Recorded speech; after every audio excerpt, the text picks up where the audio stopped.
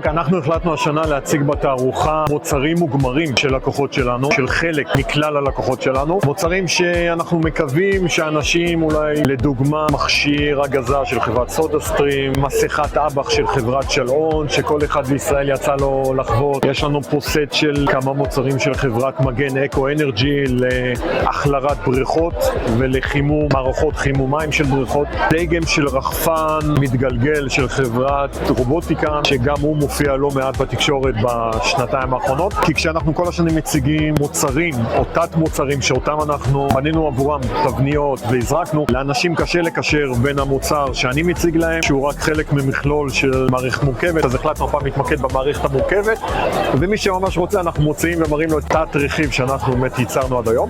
אנחנו גם מציגים פה תבנית, לדוגמה שלנו, שלקחנו תבנית שמייצרת איזשהו מוצר צבאי, טכני מאוד, הנדסי מאוד, עם לא מעט עגלות, חלקים נעים בתוך התבנית. הרכבנו על גבי התבנית מכלול של בוכנות שממחישות בעצם את ההנאה שקורית בתוך התבנית בזמן שמכונת הזרקה נסגרת ונפתחת.